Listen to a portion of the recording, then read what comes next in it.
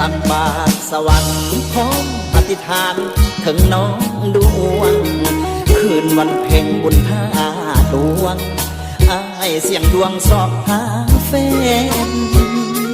แก้วเอ๋ยคำเอ๋ยน้องอยู่ไกลไกลหรือต่างแดนอยากเห็นหน้าผู้เป็นแฟนสิเป็นผู้จังใดน้องอ้ายนี่เป็นบ่าวถูกขี้เลหน้าด่างดำว่าบ่อายบ่อ้ำอ้ายยังสูดแท้ก่อนแซ่เศร้าผ่านมาอ้ายบอกว่าบอกอ้ายบอกเคยแพ้ก็บอกเคยอซอสาวใดอยู่ใส่เด้คู่บุพเพสันนิวาสเปิดหัวใจประกาศคนหักคา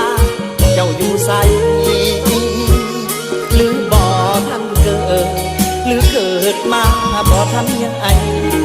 หรือเป็นสาวแล้วอยู่ใส่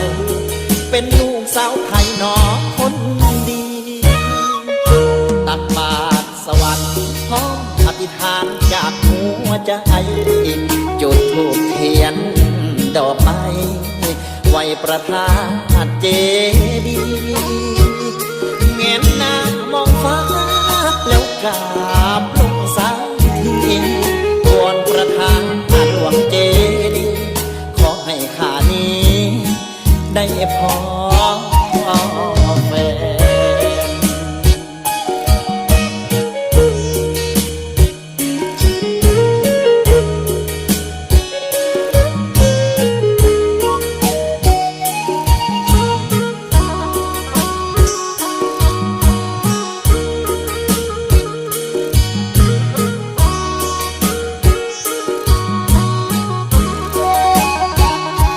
อยู่ใส่เด้คู่บุพเพสันนิวาสเปิดหัวใจ